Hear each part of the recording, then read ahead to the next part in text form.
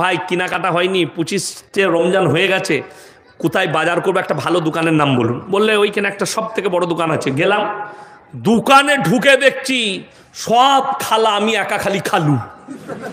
আল্লাহ, কি বিপদে পড়লাম।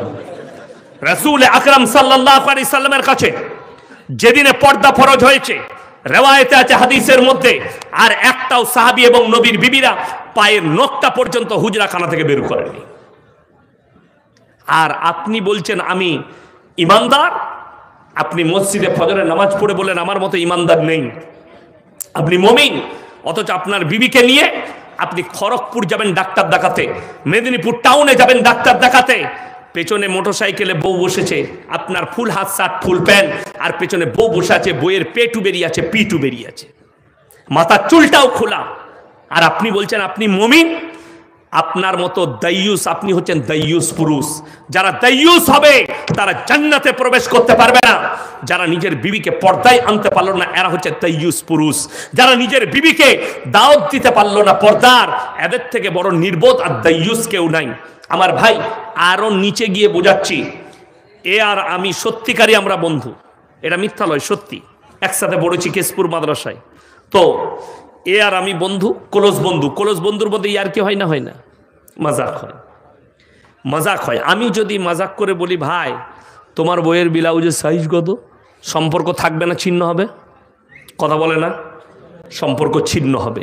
তোমার বন্ধু খালি তোমাকে বলেছে তোমার বইয়ের ব্লাউজের সাইজ কত, তুমি সম্পর্ক ছিন্ন করে দিলে। হাই রে মুসলমান!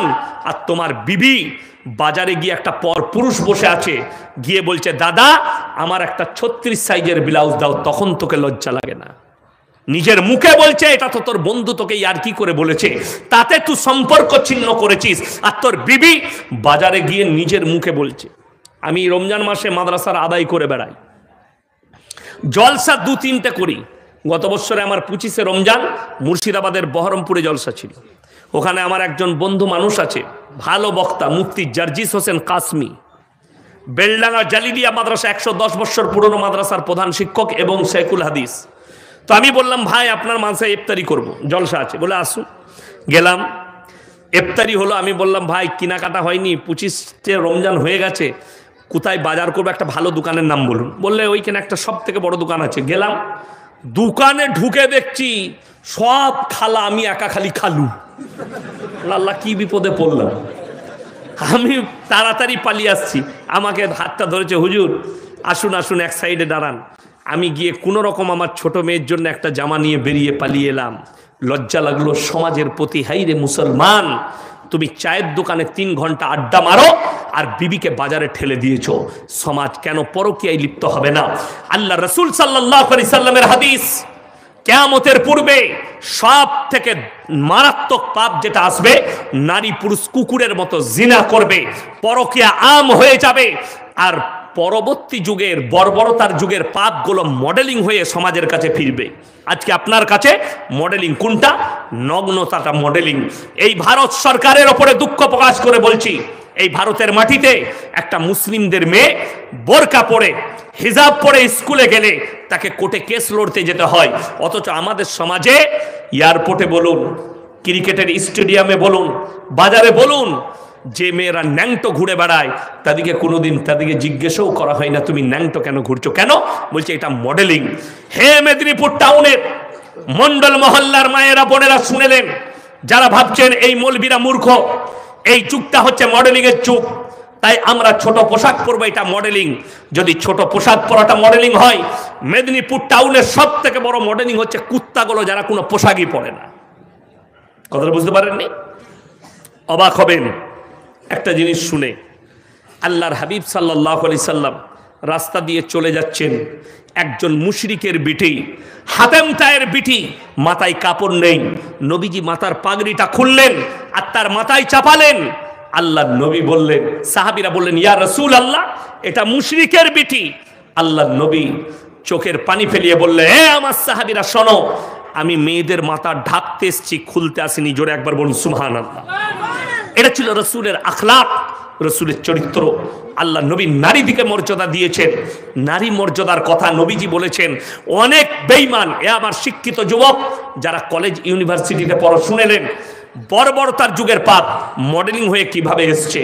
ভারতের সুপ্রিম কোর্ট রায় দিয়েছে পরকীয়া লিগেল, ভারতের সুপ্রিম কোর্ট রায় দিয়েছে সমকামী লিগেল। সমকামীটা আজকের পাপ নয়, এই সমকামী হচ্ছে হযরতে লূত নবীর কওমের পাপ। আজকে আমাদের কাছে মডেলিং হয়ে ছুটে এসছে।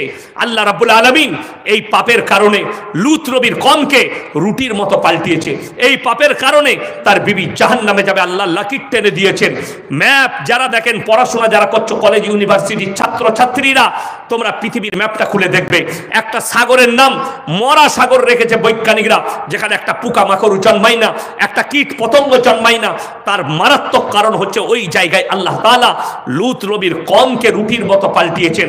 তারা হচ্ছে ঘৃণিত জাতি, আল্লাহ তাআলা তাদের কাছে অভিশপ্ত জাতি, কিয়ামত পর্যন্ত অভিশপ্ত। আল্লাহ নবী সাল্লাল্লাহু আলাইহি সাল্লামকে বললেন, আমি তার বিবি লূত নবীর বিবিকে আমি জাহান্নামে দেবো, তারা নবী হওয়ার পরেও আটকাতে পারবে না। হে আমার যুবক, হে আমার যুবতী, তোমার বাপ তাহাজ্জুদ গুজার, তোমার মা তাহাজ্জুদ গুজার, আর তুমি যদি মনে করো আমি এই পরকীয়ায় লিপ্ত হব, পাপের সাগরে ডুবে থাকবো, মারা গেলে আমার বাম্মা জান্নাতে নিয়ে যাবে, অনেক দূরের কথা। তোমার বাম্মা কোরআনে আছে, চিনতেই পারবেন না। ইয়াউমা ইয়াফিরুল মারউ মিন আখি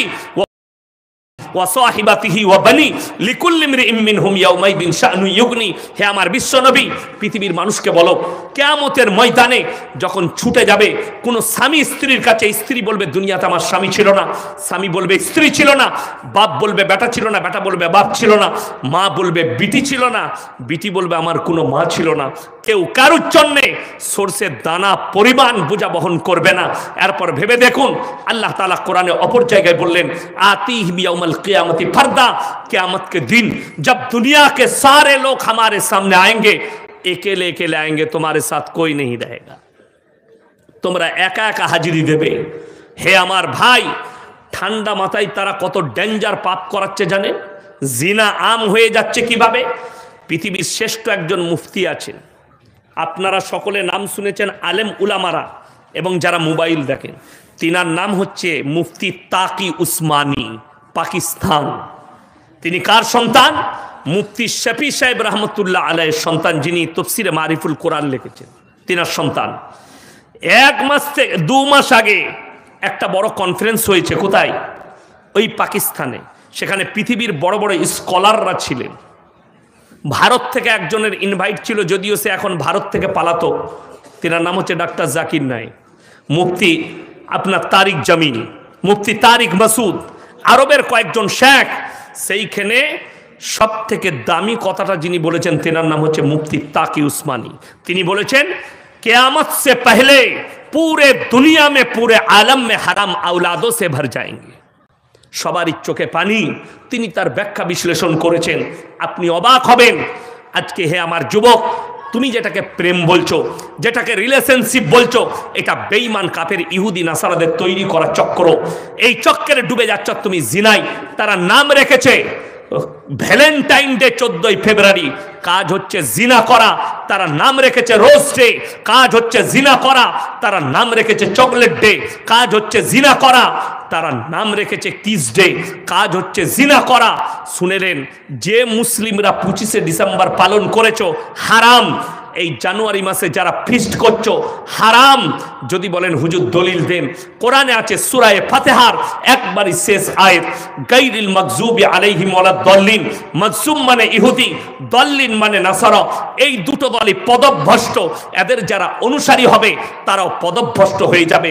হে বাবারা, যারা বাপ বসে আছেন, যারা মারা বসে আমার জলসা শুনছেন, তাদেরকে অনুরোধ করে বলে যাচ্ছি, তোমার সন্তান যদি ফিস্টির জন্য পয়সা চায়, তুমি যদি খুশি খুশি পয়সা দাও, ওই সন্তানের থেকে বড় পাপী তুমি হবে, ওই সন্তানের থেকে বড় পদভ্রষ্ট তুমি। ইসলাম শরীয়তে এই কাজগুলো পালন করা হারাম। তারা ঠান্ডা মাথায় আপনাকে জিনা করাচ্ছে। আজকে আমি ইয়াসিন এসেছি, আমাকে যদি জিজ্ঞেস করেন হুজুর আপনার পরিচয় কি, আমি আমার বাবার নাম লুবো না মায়ের? কথা বলেন বাবার। আমি মৌলানা শওকত আলী মাজাহিরির ছেলে। আমি যদি একে জিজ্ঞেস করি তুমি কে, এ বাপের নাম বলবে না মায়ের? বাপের।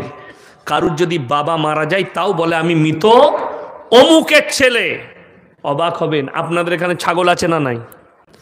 ছাগলের ছানা হলে পাঁঠার ছানা বলেন না ছাগলের? কথা বলে না? ছাগলের। গায়ের বাচ্চা হলে ষাঁড়ের বাচ্চা গায়ের। জানেন ইনসানের সঙ্গে জানোয়ারের পার্থক্যটা কোথায়? আকৃতির নয়, তারা অবলার আমরা বলা এটা নয়, চেহারা নয়, মারাত্মক যেটা পার্থক্য আল্লাহ জানিয়েছেন সেটা হচ্ছে ইনসানের পরিচয় আল্লাহ ঘটিয়েছে বাপের দ্বারা, জানোয়ারের পরিচয় ঘটিয়েছে মায়ের দ্বারা। ইমাম আবু হানিফা রাহিমাহুল্লাহ তেনার কাছে গিয়ে একদল মহিলা, মায়েরা ভালো করে শুনবেন, প্রশ্ন করলেন।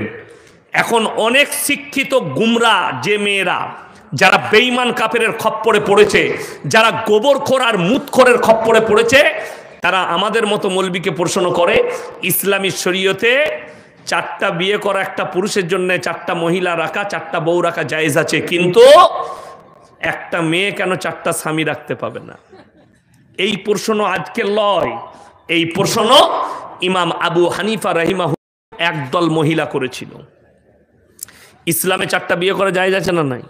আমি খালি অবাক হয়, আমাদের দেশের কিছু মন্ত্রী আছে যারা মূর্খ জগতে বাস করছে। আসল কথা, রসুলের হাদিস কত সত্য যে কেয়ামতের প্রথমে যখন কেয়ামত কাছে আসবে, মূর্খরা নেতা হবে আর শিক্ষিতরা চুপচাপ বসে দেখবে। আসামের যিনি মুখ্যমন্ত্রী হিমন্ত বিশ্ব শর্মাজি, তিনি দাঁড়িয়ে বলছেন মিডিয়ার সামনে, देश के अंदर कानून होनी चाहिए मुसलमान 4 बीबियां रखते हैं। কটা বিয়ে হয়েছে? কটা বউ? একটা। আমারও একটা। কটা? তাড়াতাড়ি হাত তুলছে ভয়ে, একটাই সিলিন্ডার। আচ্ছা 4টা বউ কারো আছে? একটা নিয়ে ঝামেলা শেষ নাই। দিল্লি কা লাড্ডু जो खाएगा वो भी पछताएगा, जो ना खाएगा वो भी पछताएगा। যাদের বিয়ে হয়নি তারা খালি বলছে স্যার আমার বিয়েটা কবে হবে কি জানি, তাই না? আর আমাদের যাদের হয়েছে আমরা বুঝতে পারছি, কি বুঝলে, বড় কষ্টের বিষয়। আচ্ছা আলেম উলামারা কেউ বলবেন না, আপনারা বলুন, কেউ যদি দুটো আর একটা বিয়ে করতে চায় বইয়ের কাছে অনুমতি নিতে হবে না? হবে না বাবা? হবে। আচ্ছা এরকম ভালো বউ কারো আছে? রাতের বেলায় গিয়ে বলবেন আমি কালকে আর একটা বিয়ে করব, তোমাকে চুমু খাবে না, জুতো করে মারবে, ঝাঁটা বার করবে সে। ওই জন্যই হচ্ছে আলেম এবং সাধারণের পার্থক্য।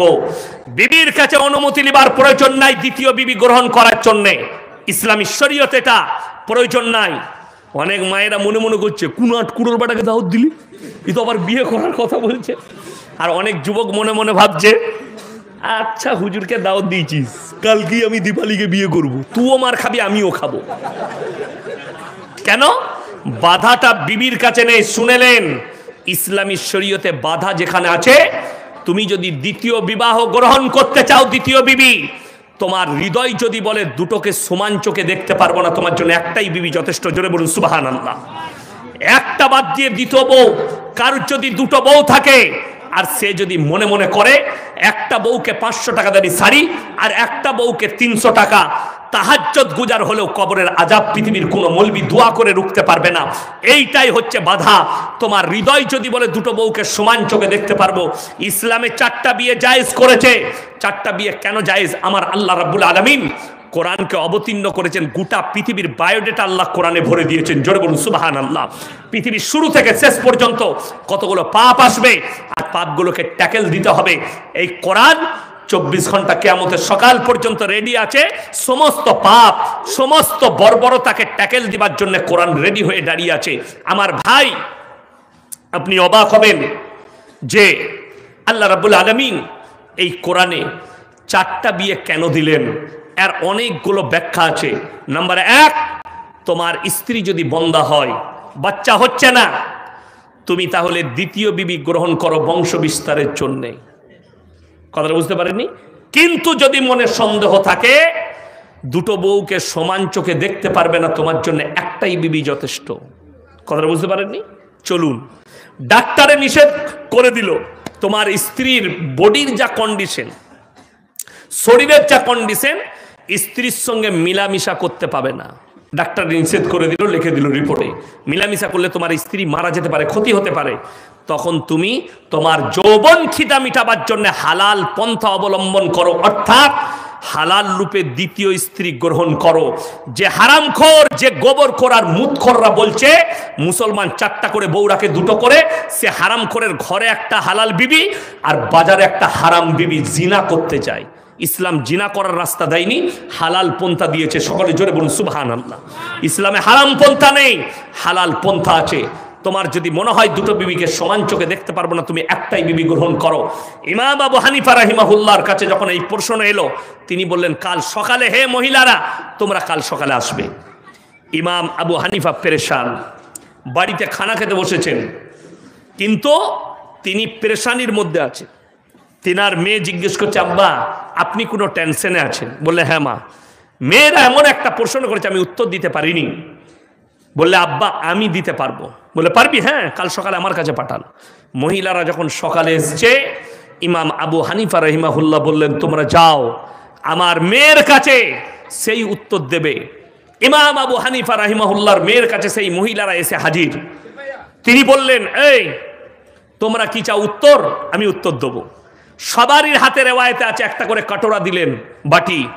তাদেরকে বললে তোমরা পর্দার আড়ালে যাও আর নিজের নিজের স্থান থেকে দুধ বের করে নিয়ে এসো। সমস্ত মহিলা একটু করে দুধ বের করে আনলেন, একটা পাত্রের মধ্যে ঢেলে দিলেন। সেই যুগটা টেকনোলজির যুগ ছিল না, সায়েন্সের যুগ ছিল না, সমস্ত দুধগুলো মিক্স হয়ে গেল। এরপরে ইমাম আবু হানিফা রাহিমাহুল্লাহর মেয়ে বললেন, হে যুগের মহিলারা তোমরা সবাই নিজের নিজের দুধগুলো বের করে লাও। সেই মহিলারা বললে পাগল মেয়ে, এই দুধগুলো মিক্স হয়ে গেছে, এগুলো কেমন করে বার করব? তিনি বললেন আমি পাগল নয়, পাগল তোমরা হয়েছো। একটা মাঠে ছাগল চড়তে গেলে 5টা পাঁটা থাকলে 5 জন মিলামিশা করতে পারে। কার বীর্য থেকে বাচ্চা হয়েছে এটা আল্লাহ ছাড়া কেউ জানে না। একটা গাই মাঠে গেলে 5টা ষাঁড় মিলামিশা করতে পারে। কার বীর্য থেকে বাচ্চা হয়েছে এটা আল্লাহ ছাড়া কেউ জানে না। আজকে তোমরা যদি 4টা পুরুষ রাখতে চাও, এই দুধের মতো মিক্স হবে। কার বীর্য থেকে বাচ্চা হয়েছে, সমাজে দ্বন্দ্ব দাঁড়াবে, সমাজে একটা ধন দাঁড়িয়ে যাবে, আর তোমাদের মধ্যে আর জানোয়ারের মধ্যে কোনো পার্থক্য থাকবে না। আল্লাহ ইনসানের পরিচয় দিয়েছে বাপের দ্বারা, জানোয়ারের পরিচয় দিয়েছে মায়ের দ্বারা।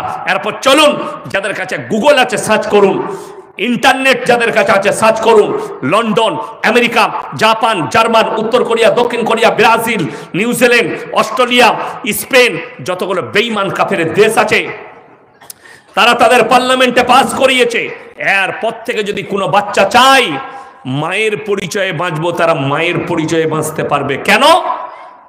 তাদের বিয়ের প্রয়োজন হবে না, যার সঙ্গে মন তার সঙ্গে রিলেশনে থাকবে। বাচ্চা হয়ে গেল, রিলেশন ছেড়ে গেল, ওই বাচ্চাটা মায়ের পরিচয় পত্র থাকবে। আল্লাহর কসম, আমি কোরআন আছে সামনে, কোরআন আমাদের সিনেই আছে, আল্লাহর কসম খেয়ে বলে যাচ্ছি, কিয়ামতের সকাল পর্যন্ত এই বাচ্চাগুলো ইসলামী শরীয়তে হারাম আওলাদ। আর এইভাবে প্রোডাক্টগুলো আসবে। আপনি যদি পর্দায় না বিবিকে রাখতে পারেন, আপনার পরিবারকে না রাখতে পারেন, আপনার বিবি পরকীয়ায় জড়াবে, বাচ্চা অন্য কারো হবে, হারাম আওলাদ পয়দা হবে, পরকীয়া আম হয়ে যাবে, রাস্তাঘাটে কুকুরের মতো জিনা করবে। কিয়ামতের আলামতগুলো একটা একটা করে প্রকাশ পেতে লেগেছে। শুনে রেখে দেন, এই ইউক্রেনের যুদ্ধ, রাশিয়ার যুদ্ধ, ইউক্রেন আর রাশিয়া, ফিলিস্তিন গাজার সঙ্গে ফিলিস্তিন হামাসের সঙ্গে যুদ্ধ কার? ইসরায়েলের। এইটাও হচ্ছে কিয়ামতের একটা আলামত। মিডল ইস্টে চিঙ্গারি জ্বলেছে, আপনি এটা ভাববেন না। যারা খুশি হচ্ছেন, গোটা পৃথিবীতে চিঙ্গারি উঠবে, এর সঙ্গে গোটা পৃথিবী জুড়ে যাবে। আল্লাহ রাসূল সাল্লাল্লাহু আলাইহি সাল্লামের হাদিস।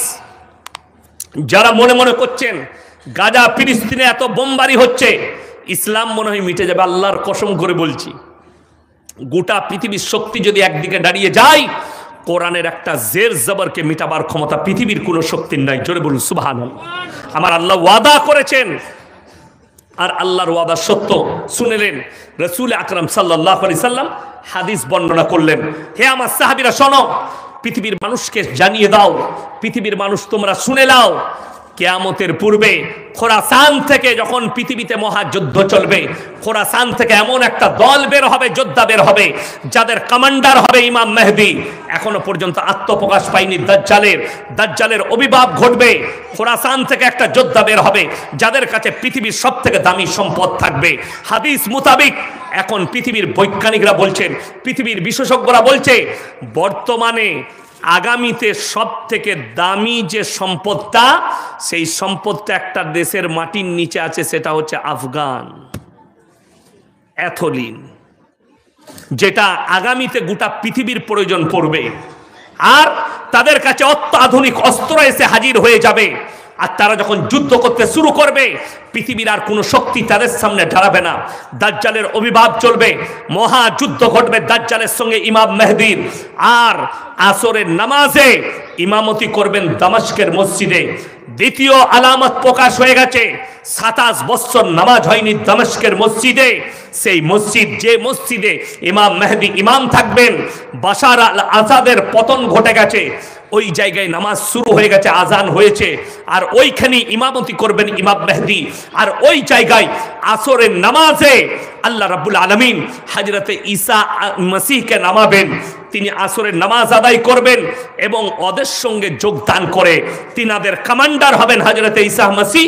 আর দাজ্জালের অভিভাব শেষ হবে, গোটা পৃথিবীতে ইসলাম প্রতিষ্ঠিত হবে, আল আকসায় ঝান্ডা গেড়ে যাবে, গোটা পৃথিবীর শক্তি তাদের কাছে পতন ঘটে যাবে, আর গোটা পৃথিবীতে ইসলামের ডঙ্কা উড়ে যাবে। জোরে বলুন সুবহানাল্লাহ।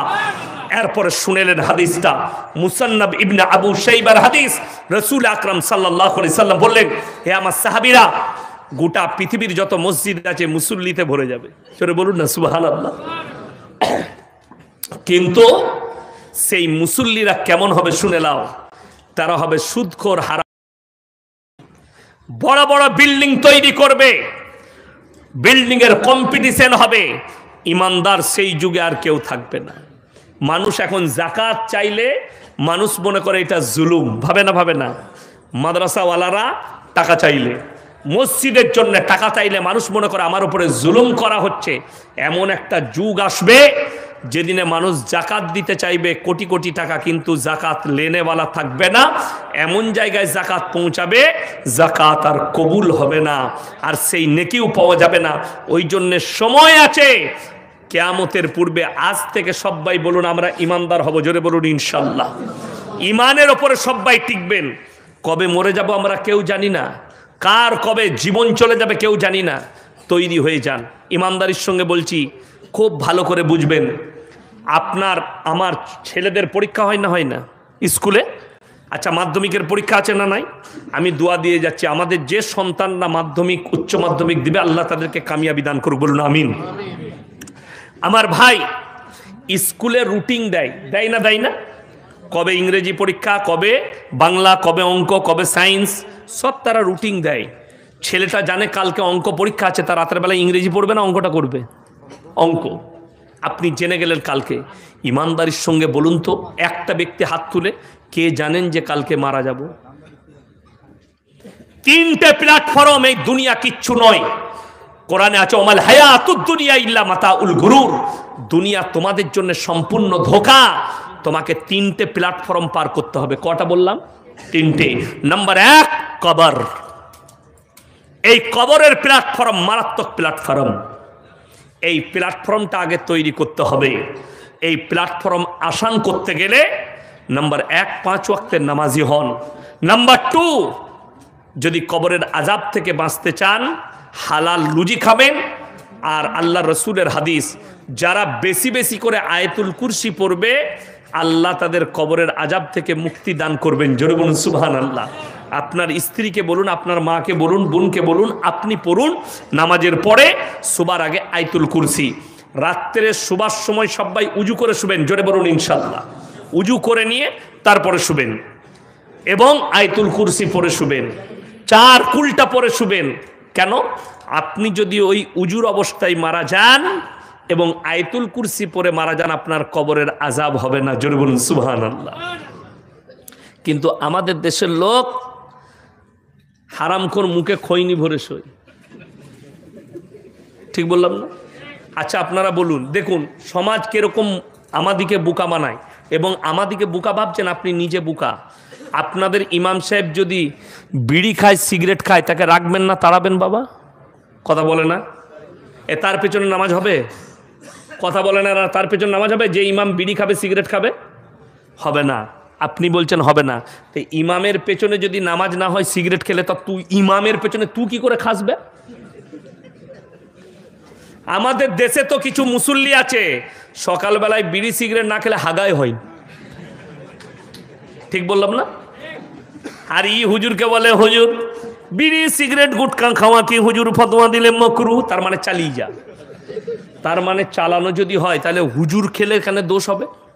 কথাটা বুঝতে পারেননি? বড় অপরাধ। পানির বোতলটা দেন তো আমাকে, পানির বোতলটা দেন, বোতলটা প্লিজ, বোতলটা দেন। এই যে বোতলটা আমাদেরকে পানি ঢেলে দিচ্ছে, এই বোতলটাই যদি ইনি বলেন আপনার এটাই বিষ মিশানো আছে, আপনি খেলে মারা যাবেন, এটার খাওয়া যাবে? পান করা যাবে? যাবে না। কেন? ইসলামী শরীয়তে আত্মহত্যা করা হচ্ছে হারাম, তার পথ বেছে নেওয়া হচ্ছে হারাম।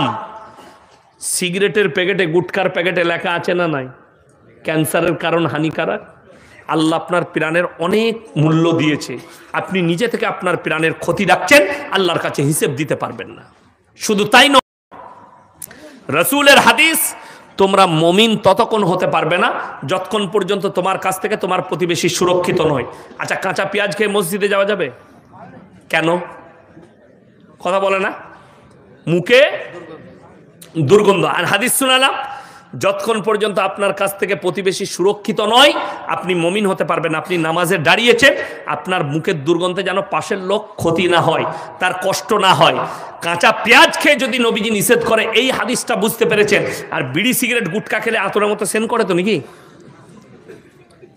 ওই মুসল্লির কষ্টটা পরে ধরবেন, আগে আপনি আপনার বউকে জিজ্ঞেস করবেন, আমি বিড়ি খাই, গুটকা খাই, তোকে কেমন লাগে? ও মনে মনে ভাবে আটকুড়ের বাটা, তোকে জুতো মারতে মন যায়, কিন্তু স্বামী আর কি বলবো তোর মুখের দুর্গন্ধে। আরে বড় কষ্ট লাগে, ভেবে দেখো তার কত কষ্ট হয়। তুমি যখন তোমার মুখটা লাগিয়ে তোমার বিবিকে ভালোবাসা দান করো, তাকে কতটা কষ্ট লাগে। যখন চুমু খাও, কিস খাও, কত কষ্ট লাগে। আর আমি তো জীবনে একটা পান মশলাও খাই না। এই আবদুল্লাহ ভাইয়ের ওখানে দাঁড়িয়েছিলাম, আমাকে বলছে হুজুর একটা মিষ্টি পান খান। আমি বলি জীবনে আমি মশলা খাই না, তো পান তো অনেক দূরের কথা। আমার জীবনে খালি খাওয়া দাওয়া, যেটা হালাল খাবার আছে খাবো, বাকি কোনো জিনিসের প্রয়োজন নাই। কি বুঝলেন? তো আমাদের স্ত্রীরা তো আমাদেরকে ভালোবেসে চুমু খাবে, আর তুমি গুটকা খোর, তার মনে মনে হবে কি আটকুড়ার পাল্লায় পড়েছি। তার স্ত্রীর যে কষ্ট মনের, ওইটার হিসেব দিয়ে কিয়ামতের দিনে পেরুতে পারবেন না।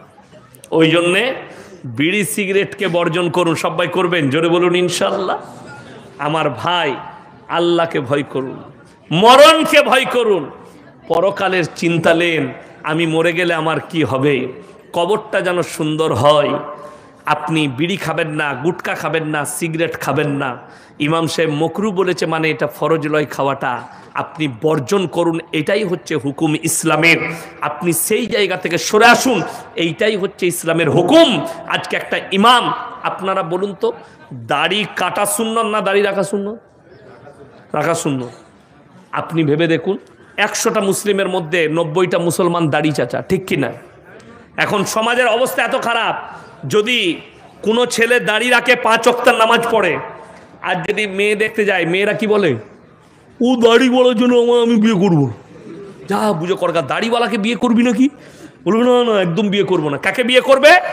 শুয়োরের মতো চুল কেটেছে, গুটকা খায়, গাঁজা খায়, বুঝে ওইটা হচ্ছে স্মার্ট ছেলে। তো তুই লাত গোড়াল খাবি না, তো কে খাবে? হ্যাঁ, আমার একটা সম্পর্কে আত্মীয় হয়, বলছে হুজুর একটা ছেলে দেখবেন তো। আমি বললাম, একটা আমার ছাত্র আছে, বিয়ে করবি? নো, মল্লি সাহেবকে বিয়ে করবো না। আমার গাঁজা করার মাতালকে করবি? আশ্চর্যের বিষয়, মেয়ের বাপের উচিত যেখানে বিয়ে দিতে যাবে মেয়ের, টাকা সম্পদ লয়, আগে জানা ছেলেটা নামাজি মুসল্লি কিনা, ছেলেটার মুখে দাঁড়িয়ে আছে কিনা। আজকে বহু দাম্পত্য জীবন সুখী নয়, যার কারণ হচ্ছে তাদের বাবা মা। তারা খোঁজ নেয় টাকা আছে কিনা। ছেলে কি করে? স্কুলের মাস্টার, 5 লাখ দিয়ে দেবো, দিয়ে দে বিয়েটা, দিয়ে বিয়ে দিয়ে দিলে, ওই তো যারা মাস্টার খুঁজে চাকরি দিল, এখন হাইকোর্ট চাকরি বাতিল করেছে, তারা ইন্দুর মারা 20 খুঁজে বেড়াচ্ছে। দেখ টাকার কত লোভ, বুঝলে? আরে রুজির মালিক হচ্ছে আল্লাহ, ঠিক কিনা? কারোর বাপ যদি 100 কোটি দিয়ে যায়, আমি আল্লাহর কসম খেয়ে বলছি, যদি তার তকদিরে আল্লাহ ভিক্ষা করা লেখা থাকে, ভিক্ষা করে খাবে।